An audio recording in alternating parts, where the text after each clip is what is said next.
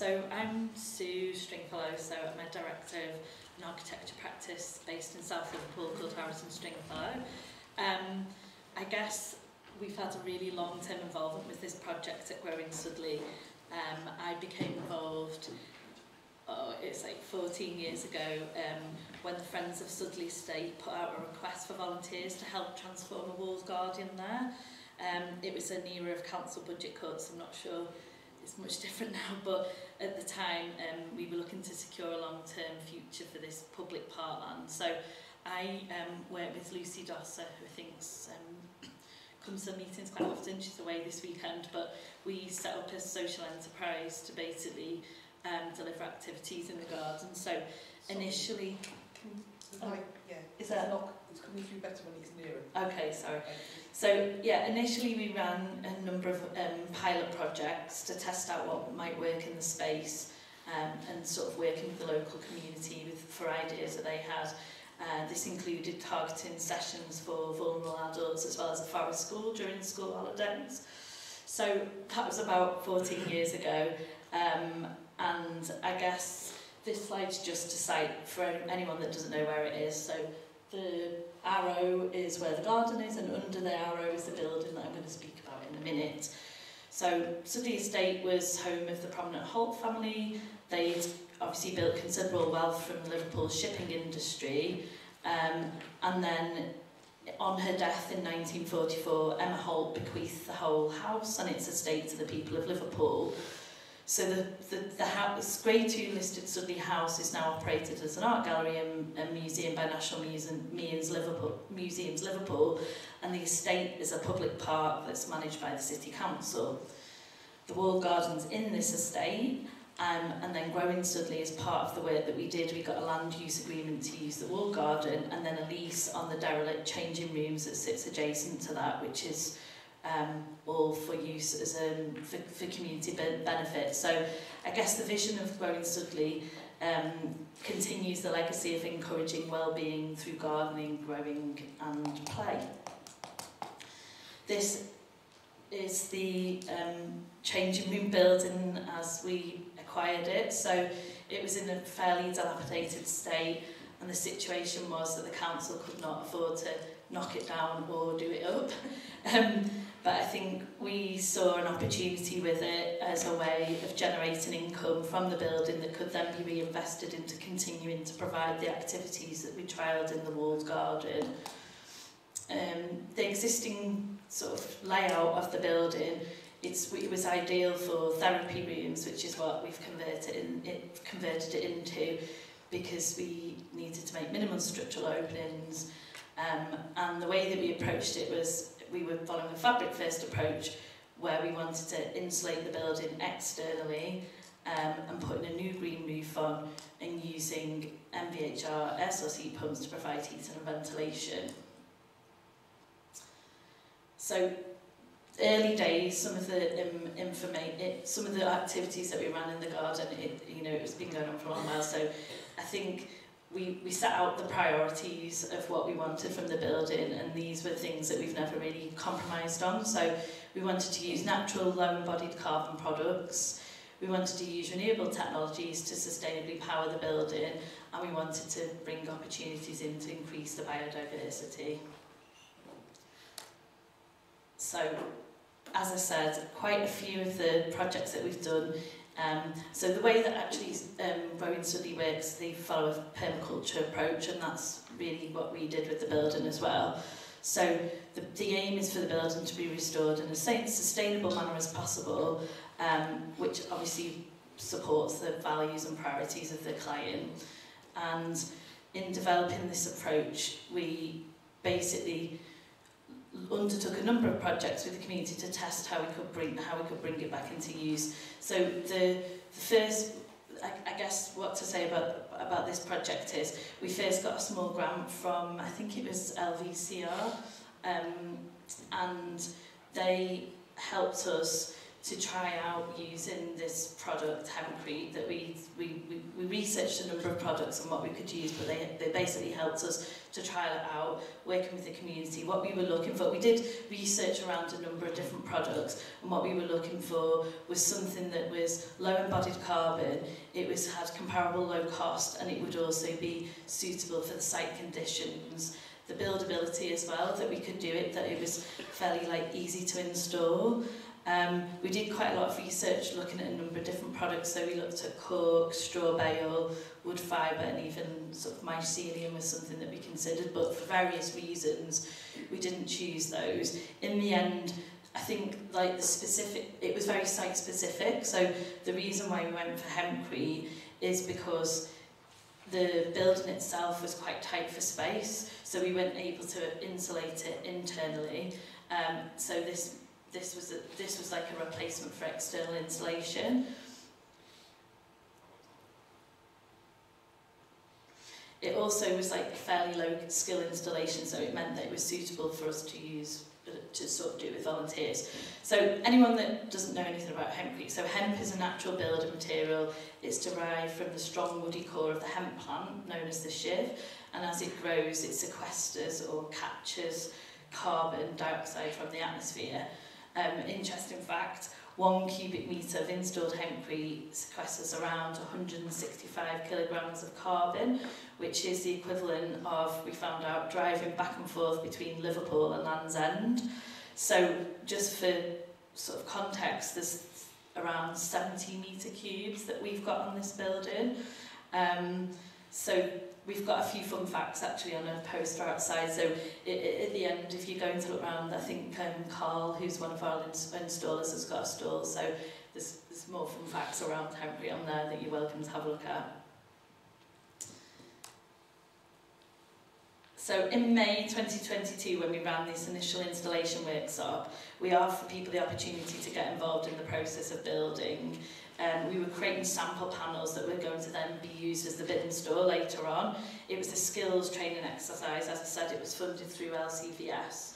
And we ran it with a company called Hempcrete Cymru, with a number of volunteers. The thing that we found was that there was no installers locally, so they were the closest ones to us. And the idea was that if we trained a number of volunteers, we could then they could then come back and help us install it on the main building. And also, out of that, one of the original volunteers who had just said, Carl, set up his own installation company, Hammond Hemp Homes, and he's gone on to complete the finishing work on the line render installation, which is the top coat of the hemp that you'll see in a minute. So the whole idea of this really is about providing more green construction skills and upskilling in the Liverpool City region.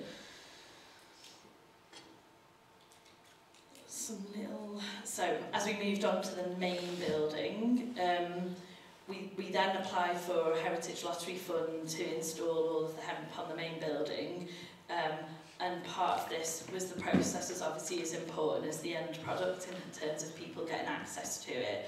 So we chose an external wall insulation because, as I said, the spaces were narrow and the floor to ceiling heights were restricted, so that's why we used it.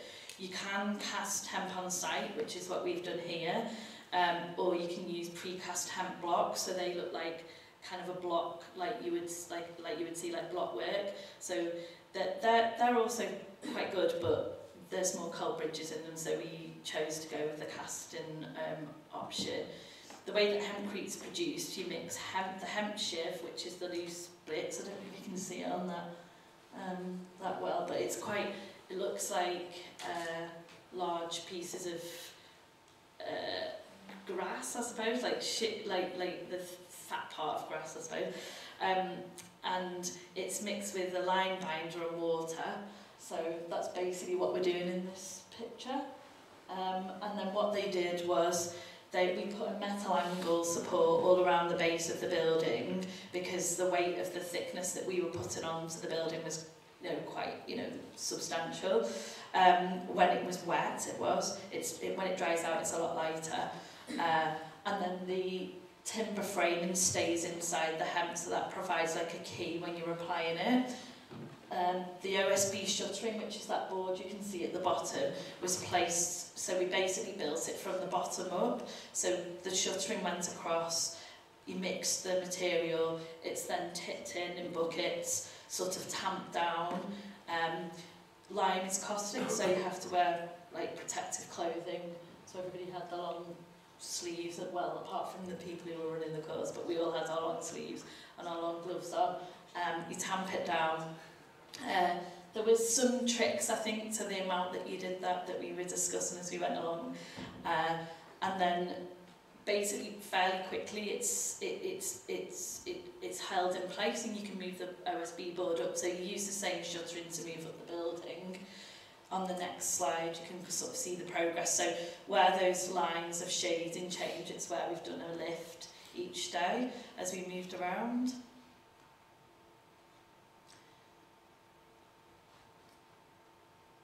So it looks really nice hemp, and I think like close up you can see on this next slide, it's got this sort of like lovely texture to it. And when we were looking, there's lots of project examples where it's just been left exposed, and you can leave it exposed for a number of weeks, but ultimately it needs to be finished in something in order to operate properly as an insulation product, which is what we were using it for. In this case, we chose to use lime for its breathability. So you could use cladding, but there's obviously several processes involved in doing that. So I think for simplicity and for cost, lime was the product that we chose, and also just for the location as well. The lime is, so you can see the scratch coat on the right, so that's after the first coat had gone on. So it helps basically achieve the air tightness for the building, and it's applied in several coats. So I won't talk too much about the lime because I think you should go and talk to Carl about that if you want to at the end, and he can show you all about it. I just thought finally these are some finished pictures of it. So the lime that we picked has got quite a grainy appearance on it, and we were going to finish it with a wash afterwards, but we actually quite like it how it is. It's quite nice. It's got a nice texture to it, and the building's pretty much complete now. A few little photographs that we've got.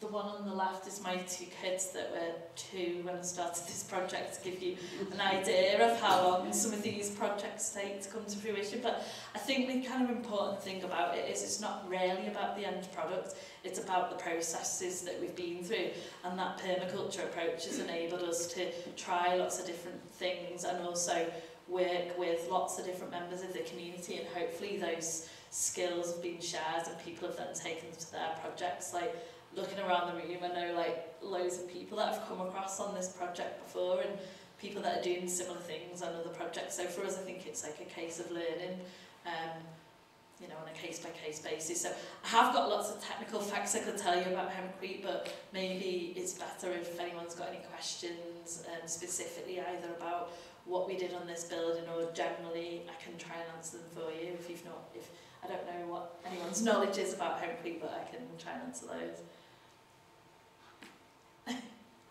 Yeah. How did you find the planning office dealing with this process? Oh, the City Council? Yes. Do you mean planning permission to apply? Planning permission. So our planning permission was for, we just said that we were doing a rendered building, so they weren't bothered that we were using hemp as an insulation. I'm not even sure that we stated that when we put the application in, because it was just that it was a rendered building. So I think there's quite a good marriage between historic buildings and the way that you would restore a historic building and like these natural materials, and I think we found that's crossed over in a lot of projects that we're working on. So, you know, it seems kind of obvious if you seal a building in plastic materials, it's going to sweat and not breathe. But sometimes if the building is a cement-based building, there's not really any point in putting breathable materials on it. You know, it's about assessing each site as you find it. So on another site, we may have looked that had a bigger, more generous floor space, we might have looked at using wood fibre or a different type of internal insulation. It's just that here we wanted to resolve the problem of the appearance of the outside of the building and also sealing it so that we could, you know, make it warm essentially without taking any space off the inside. So like at the beginning of our projects we tend to like do a sustainability strategy that assesses all those different criteria. So some is to do with the environmental condition, some is to do with the you know, and the amount of carbon that we're using in use and in building it, and some of it's like the social and financial stability of it. So like in this case, I guess the financial stability of this is it was really important that this building provides a revenue to enable the activity that we deliver in the walled garden, because the mission of the project really is about nature therapy. So you've got to obviously maintain the garden, the number of volunteers are in activities, there's ongoing activities in there, and the idea is that the income from this building supports the garden, so that's the kind of social sustainability of it. But then from a carbon perspective, the client also has got an ambition to make sure that it's as low carbon as possible, so that's really how we ended up looking at the different natural materials that would be appropriate for that building. But it didn't really, like in that case the planning wasn't controversial. On other projects maybe there would be more of a discussion, I guess. Like the ones we're doing on the Liverpool waterfront, possibly, you know, that might be a different discussion. So I think, yeah, anyone else? Did you go on, Polly? Could you say a bit more about the choice of heating? I can see it's shady so I think it looks really, really great from the outside. I was just wondering also from the inside. Oh yeah, you've got some pictures there. So we've used cork flooring on the floor, like a cork flooring. So to be honest, it's really minimal. The floor to ceiling was so tight, so we had to do some repairs to the underside of the concrete. The roof structure was concrete, so it was perfect for, there was no reason to take that up. It's a perfect deck to put the flat roof back on. We did look at using more, so in some cases like on the floor and on the roof we've used like recycled XPS type material, because we just couldn't get the thermal value that we needed in the floor space that we had. And there was a lot of discussion about that, so I know you can overcompensate by doing more to your walls and windows and less to your floor, but that doesn't necessarily make for a pleasant space to be in. So I think the thing that's really nice about the hemp is it's got a really good thermal mass, so the way that it heats up and cools down is very like slow, and so when you are inside the building the temperature feels pretty consistent. So we were working in here in those hot days in summer recently, and it was really pleasant. So that was quite encouraging, because when you're using new materials, you're just not, you know, there's things that have been done on paper, but we'll continue to like monitor the data on this in use as well, I think. So what sort of tightness did you get? So to be honest, in the end, the requirements that we were achieving were only building regs requirements. We weren't doing air tightness tests or anything like that, because originally our approach to it was to super insulate it, thinking that that was the best thing to do, because then we wouldn't have to switch the heating on. But actually when the M&E consultant did the calculations, they discovered that it was going to overheat more from people being in the space. So the ventilation was more of a challenge. So in the end we had to down spec the amount of insulation we were putting on to get the balance right. So although the lime is providing an air tightness as such, it's not something that's being tested. We might look to do that just to see, so that we can measure it, but it wasn't like a requirement from the challenges of that building, if that makes sense. So there were other factors that meant that wasn't, you know, on other projects that is important, but on this it wasn't. And then the inside, we've just kept all the brick walls. We used all the existing structural openings. Those numbers on the walls are the old cricket sign numbers that were, like, it used to be a sports pavilion before, so we've reused those. We'll be using all of the old cloakroom benches for signage that are getting made at the moment.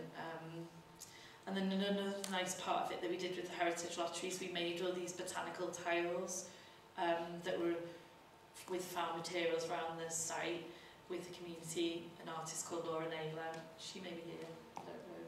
But she worked on that with loads of different groups, and they're really lovely. They've been installed now. So yeah, technically, it's quite a long time that we started on this. We've done loads of projects since, and it's become very much part of our practice. So we've probably learned more technically now than we did when we started, and maybe we would have approached it slightly differently. And obviously, technology moves on all of the time. So, but we're looking forward to seeing how it works in use, and then maybe like sharing some of the things that we've learned or that we would do differently, or the way we've gone about it with other groups, because it is a challenge when you're working on an existing building of how to overcome certain things, and especially when you're working on things where the cost is like, you know, the main driver in a lot of cases. Anybody else? Yeah, just a bit confused when you mentioned about the carbon footprint of the hemp. Could you say about that again? Because there wasn't an although in there, or maybe I didn't hear it. Is it okay if we do some more questions in just at lunchtime, because we've got Margaret to speak next? Yeah. Okay? Yeah, that's fine. I'm happy to speak at the end, and I've probably got more information that I can share with you that's like factual. I didn't know how technical to make it, but I can look those up and tell you the answers. I didn't.